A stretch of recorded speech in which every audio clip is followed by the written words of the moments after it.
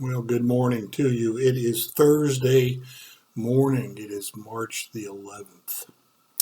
And we continue to work. John Stott continue to walk us through that week between what we refer to as Palm Sunday and Easter. I know, again, if you're new to this, we're ahead of the game with the book here. We're not up to that yet, but that's because Easter and all of that doesn't, the way we observe it, doesn't quite coincide with the Jewish calendar. So it fluctuates back and forth, and so we're getting prepared here. How's that for what's coming? As I said, it's Thursday. It is March the 11th. This chapter day is entitled "The Little Apocalypse." And it's a new one to me. The little apocalypse. He suggests reading all of chapter 13 of the Gospel of Mark. The quote at the top is from verse 30 of Mark 13. I tell you the truth, this generation will certainly not pass away until all these things have happened. Sitting one day on the Mount of Olives, Jesus and his disciples enjoyed the panoramic view across the Kidron Valley to Herod's temple. It had already been about 50 years in building, and it was still not quite finished. Nevertheless, it was a spectacular sight. What massive stones, commented the disciples. What magnificent buildings, verse 1. Yet to their astonishment, Jesus responded that not a single stone would survive the temple's coming destruction. This was the beginning of the so-called little apocalypse, and I've never heard it called that before. The so-called little apocalypse recorded in Mark 13, Matthew 24, and Luke 21, in which Jesus peered into the future. Our difficulty in interpreting this discourse is that Jesus was looking ahead both to the immediate future, the fall of Jerusalem, the destruction of the temple in AD 70, and to the ultimate future, the parousia and the end of history. The two events were to some extent intertwined in Jesus' teaching, so it is not always clear to which one exactly he was alluding. Immediate signs would include the rise of false messiahs, wars and rumors of wars, earthquakes and famines.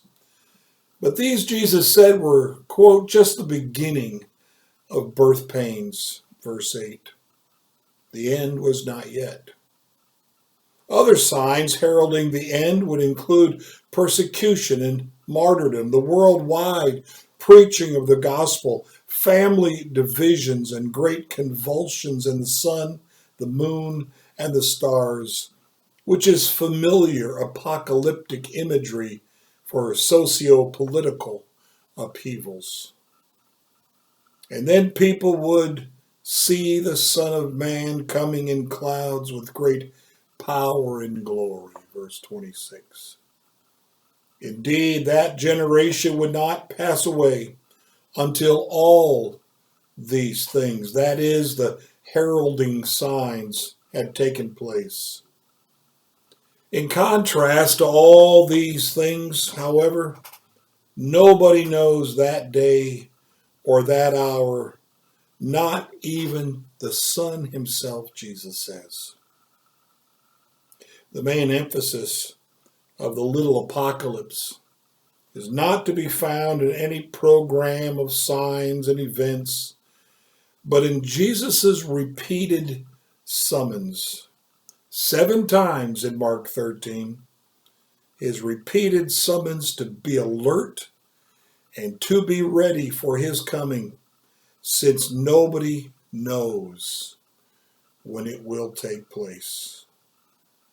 What I say to you, Jesus concludes, I say to everyone, watch, watch. And of course, many parables that Jesus told had that sense to them. Be prepared, be ready. You just don't know when the coming might happen. You just don't know, in the words of his parables, when the master will return home and you'll have to give an account. You don't know for sure when the bridegroom may arrive. So always be prepared. Be ready at any moment to give an accounting, because that's the picture given in Scripture. When the Lord returns, when the Lord comes back, when the true things begin to happen. I know we like to speculate. A lot of people like to speculate. Oh, I think that sign means this, and I think that event is this sign in prophecy. Jesus couldn't have been any clearer. You don't know. You don't know. Just like the weather, we have professional weather people with all their radars and everything else, and they'll make a forecast, and guess what? It wasn't right. It wasn't correct. Sometimes it is, sometimes it isn't, and that's true with prophecy. We may take guesses, we may try and put the puzzle pieces together. Maybe we get it right, maybe we don't. That's in God's hands. And the only thing really we can do is be faithful, be prepared. Lift up your eyes and look, as the scripture says, for your redemption draws near. Every day that goes by, our redemption draws near. Every day that goes by is one day closer to that last trumpet sound that Paul talks about in 1 Thessalonians 4. Be prepared. Be expectant. Have an expectant day. Blessings.